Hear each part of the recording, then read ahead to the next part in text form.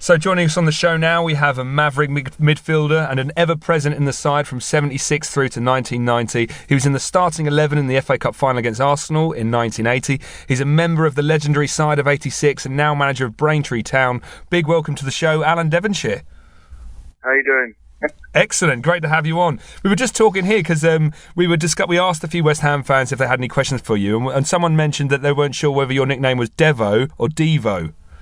I'm not sure on that one, really, to be fair. Lots of them call me Devo, Devo and Dev, so I don't mind. There's a few of the players, a few others as well.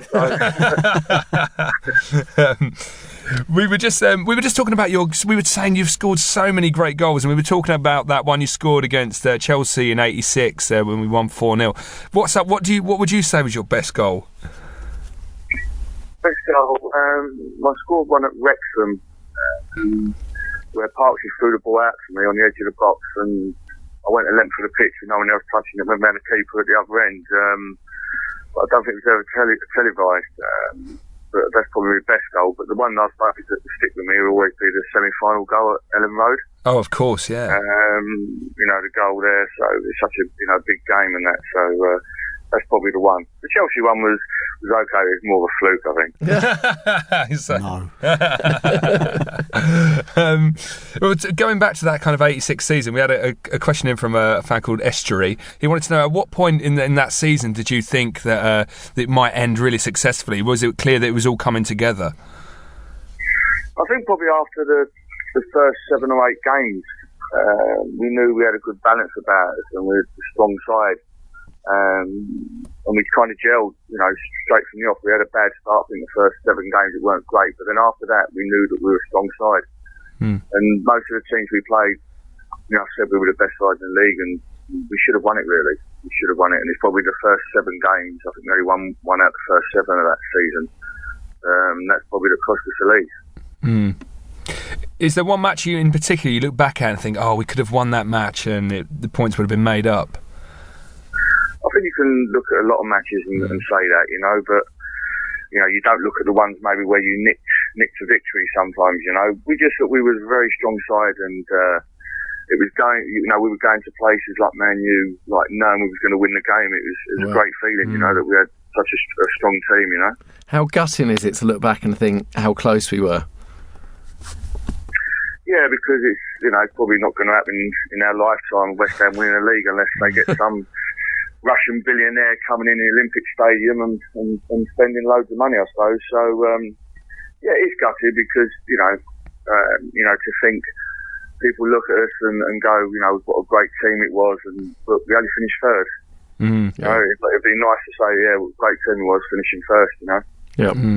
We had a question from Arhel who wanted to know who you thought was the better side, the 81 side or the 86 side? It's hard to really to compare the sides. There's different strengths around. I suppose in the league, you've got to go the 85, 86 side, just because of the balance we had, and we had quite a settled side all the time. But the 81 side was a really good top side as well. There's some great players in that. So I'm just privileged to be around in both. Who was the best player you played with? Best player I played with. I suppose I've got to really say Trevor and Bonzo. I have to say the 2 of them because they're totally different. But Trevor, we just had an understanding. It's not something that we worked on. It just happened. Maybe the same wavelength, brain-wise when you're playing. But to know that what the player was going to do, which Trevor, you knew what he was going to do. He wasn't the quickest, but people couldn't stop him from doing it. So that shows you what a great player he was. And Bonzo, just for his actual 110% every game he played, every training session. It was just fantastic to be around. It was when I first got in the side, it was like having a dad look after me. Bonzo used to, someone kick me, Bonzo would be straight over there and protecting me, which is fantastic.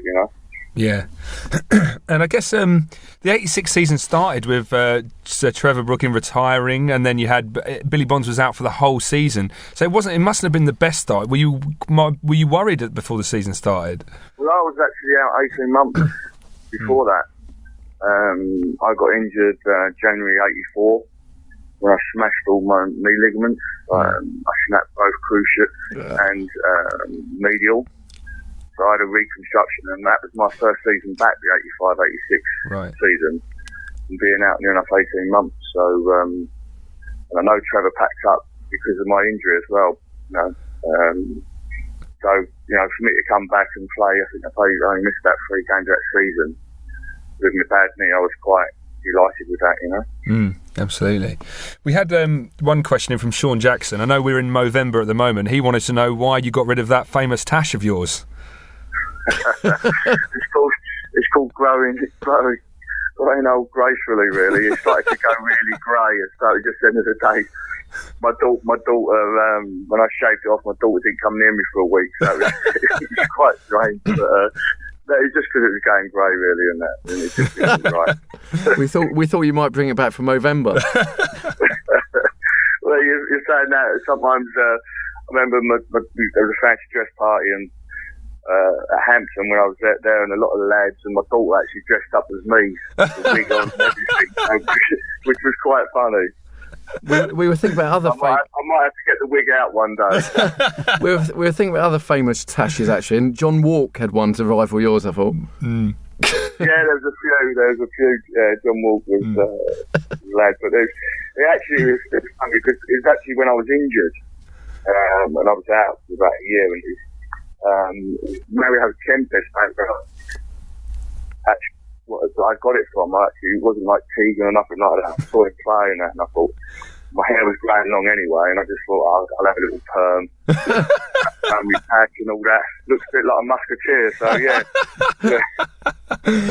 And to be fair, when you look at the pictures throughout your career, you stuck with that look through thick and thin, really. You had a good 10 years of that. Yeah, I did, because it was easy. I had a shower and just had to leave it. It was all perm and it just stayed the same, so it was all right. It was just being lazy. We had one question from Gaza Lols. He wanted to know, there's this myth that you were a forklift truck driver when John Lyall signed you. Is that true, or is that a myth? I used to drive a little truck, yeah. It wasn't a forklift, but it was called a forklift then, but it was quite a small one. But I did at Hoovers. I'd actually done that for a year before I actually signed professionally to West Ham, yeah. I was doing that as a job, yeah. Yeah, so... that is true. So that must have been a bit of a shock going from driving that around to playing at Upton Park. And well, it all happened so quick. It was, 3 weeks, really, after I signed for West Ham. I was in the first team. Wow. Quite unheard of, really, because I played a few games for reserves, and then had a few injuries, and I got chucked in, which all really come out of the blue, So yeah, it happened so quick. Yeah, and speaking when you got in the team, Pink Palermo wants to know that did you ever feel embarrassed making good players look like pub players when you just flew past them so effortlessly? It was just, people say to me and that, but I found it easier. When I was playing non-league and that, people used to kick you, and the referees weren't that great. And I had stub marks down the back of my legs and that. Then suddenly you're playing on, I was going to say great pitches, but they were better pitches what I was used to playing on. And it just come natural. It wasn't something I could really say why I'd done it or how I'd done it. It just come natural. So I wanted to drift past people and dribble past people. That was my game. Alan, it's Chalks. Hi. How did you make it seem so easy to play on pitches of mud? When you look at the pitches now and you look at players of your type that make it look so easy now, I can't imagine that one of them would be able to play on the mud heaps that you made, that you graced. Yeah, I look at it now and I get a bit missed around. Dribbling now should be encouraged even more now than it was 20 years ago, because the pitches are so good. They can only kick you now twice. I knew I'd get kicked straight from the kickoff. I used to say to the lads, "Give me the ball. I know he's going to put me in the stand." But I was quite. There's not a lot of me at that time, but I knew if people were kicking me that I was playing well. So it's just something I love doing. I love playing football. That is a simple art of it. I love going in training. I love playing. I love playing at Upton Park. And for the fans, the atmosphere there is unbelievable. And it's just, I love playing football, and that's the bottom line, I love every minute of it when I play. Yeah. We had Billy Bonds on a couple of weeks ago, and he said that after he stopped playing, he didn't like going back to Upton Park. Do you go back yourself? No, I didn't go back for a very long time. But that was nothing to do with the fact. It's something that I weren't happy with something the club done. So I don't really want to talk about that. But I didn't go back for about 15 years. Wow. And so you've been back recently? Yeah, I'll go back now. I've gone back now and everything's fine. And I go when I'm working at Braintree. So when there's a midweek game or there's a Sunday game, then I'll go. I don't go as much as I'd like to, but it's only because I'm working at Braintree. Yeah, sure. And you're doing quite well there now. You did well previously at Hampton and Richmond, and now you've gone on to Braintree, and I think you're just outside the playoffs at the moment. Is your ultimate ambition to maybe one day manage West Ham? Listen, at the end of the day, I'm too old now. I'm 57, so it would have been something that I would love to have done, helped out on the scouting or coaching. But that's gone now. But I love the club, and I just wish them well, and I just want them to win something for the fans. Really, that's all I want to do. Get into Europe or something like that, win a cup. Because the fans deserve that. Yeah, absolutely. So, who was like your big influences as manager? So, and was John Lyle a big influence on your management style? Yeah, he's massive. He's just the way he spoke to you and that, every Monday after a game, I used to always spend 10-15 minutes with John just talking about the game on Saturday, what I could have done better and all that, and he'd tell me, and that went on for years, and I learnt a lot from John, and he was he should have managed England, to be fair. He was being perfect for it. Yeah. And following on from John Lyle was Lou Macari. Now, there's all these rumours that maybe the players didn't like him. How much truth is in that? Well, I hated him as well. So. Yeah, to be fair, it was just a culture shock. It was I said I smashed my knee up in '84, and I could only train properly Monday, Tuesday, Wednesday, and then I had to rest up my knee because it wouldn't be, if I trained Thursday and Friday, then I wouldn't be able to play on a Saturday. And he come in and he wanted me to run on a Friday, and I just said, I can't. If I run on a Friday, I can't, be able to play. And he said he's going to sack me. I said, well, go on then, sack me then. There's lots of things, and just, there's no understanding about it, because I think he was one of these players that when he played, he had to run every day, he had to do things every day, but everyone's different, and you've got to know, to get the best out of players, you've got to get inside their heads and that sometimes, and that was something that John was great about, that Lou Macari didn't have a clue about. So were you there when he left the club and Billy Bonds came in?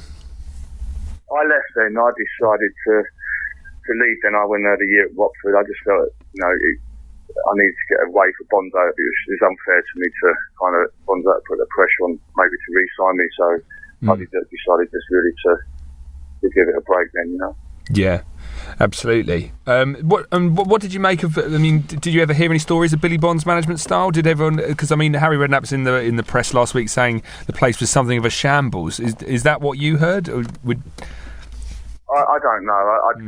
Listen, at the end of the day, Bonzo, is one person as a man, and that as a player, I'll always have the utmost respect for. So I would not say nothing against Bonzo because all I've got is great things about Billy. So I think the world of him. So yeah, it's just a shame everyone's not like that, isn't it?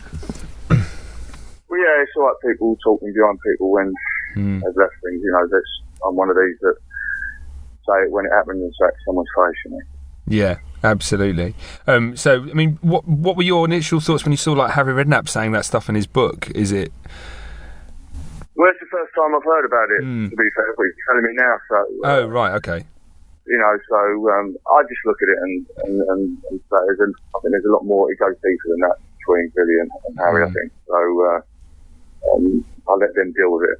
Yeah, Alan, your managing style now, is it? Do you kind of base it on mainly what you learnt from John Lyle, or how have you developed it over the years? Is it harder than you think managing? Harder than you thought it would be, rather than? It's like anything. It's like any job you do. It's as hard as you want to make it. All I found out is I love doing what I'm doing. I love football. There's good times and bad times in it, but at the end of the day, the only pressure that you're going to put on you is what you put on yourself. You know, I was privileged to play football, and people keep saying to me, "Oh, it's pressure playing in front of people." No, it's not. It's the best feeling in the world. Yeah. Playing in front of people, cheering, and maybe giving a stick or whatever. But it's, you know, being a footballer and being involved in football is a privilege, and it's the best job in the world. Yeah. And people should appreciate that and get on with it and realise how lucky they are. Yeah, it's nice to hear that, actually, because there is always quite a lot of negativity from it. So it's nice to hear that someone say actually enjoy doing it.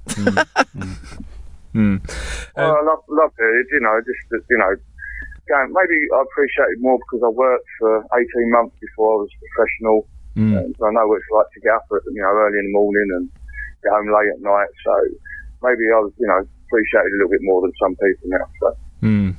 And just a quick final question on your old stomping ground, the place you kind of made your own, Upton Park. We're just a few years now from that being kind of done away with, and West Ham will move to the Olympic Stadium. Are you sad to see Upton Park go, and are you looking forward to the Olympic Stadium? Yeah, I'm very sad to see it go. You know, it's you know, I played there so long and fantastic memories there, and I still believe that the night games, the atmosphere at night games, midweek games were unbelievable at Upton Park.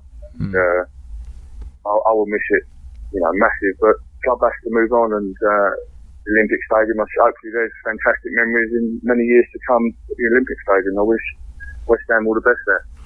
Oh, sorry, I'm just going to throw in one more question. So the current team, you know, do you like seeing the likes of Morrison in there with a bit of skill and running at the players? I bet being a flair player yourself, you love seeing a little bit of that. I like to see more of it, to be fair. I watch the Premiership games and I get bored sometimes watching it. You know, I looked at the games, you know, Everton, Tottenham, and you want to see shots, you want to see attacking players, flair players more. And to be fair, I enjoy watching the Spanish football a little bit more because they seem more attacking minded than the Premiership nowadays. And yeah, I want to be entertained. I don't want to, you know, people passing the ball back in square and that. You know, you pass for a purpose to attack, you know, the team as quick as possible, and if you can get at their back four, you're going to score. And I just feel the game, they keep saying the game's quicker and all that, and to be fair, I think it's a myth. A total myth. It looks quicker maybe because the pitches are so nice now and all that, you know. But there's no way they are fitter than we were 20 years ago. I won't anyone tell me differently, because all I would say to you is, if the game is so quick, why is it you've got someone of 40 playing in the Premiership? That's all my answer would be. If the game's supposed to be quicker, surely, you know, as good as Ryan Giggs is, he ain't going to get quicker in his 30s than he was when he was in his 20s. Yeah. Mind you, having said that, wasn't Billy Bonds playing till he was 41, 42? Yeah, that's what I mean. There's just people looking up at it's a touch that gives you time. It's not. It doesn't matter how quick you are to play against Limpert Christie.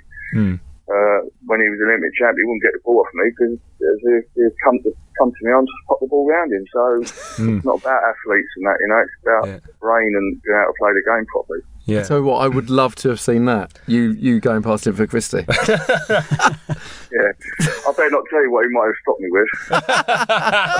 He's a big boy. We all know that. Just a final question, is that of interest? When you go around Upton Park, do you get recognised? Because obviously you had such a distinctive look in the 80s, and now you look totally different. Can you walk around unnoticed? Sometimes I can. It's funny because I think because of I didn't go back for 15 years or for a long time, and people lose what you look like. You know, you change as you get older. Yeah. But I must admit, I have changed. My hair's gone and my cash is gone. Put on a few pounds. But yeah, listen, it's great sometimes. You don't want to be recognised sometimes, you know. Yeah. Especially at a night out the night before. But no, listen. At the end of the day, the fans have been brilliant for me over the years, and all I've ever had is nice things said to me, and always talking about football. You know, when I played, and that means a lot to me. You know, that makes it all worthwhile. You know. Yeah.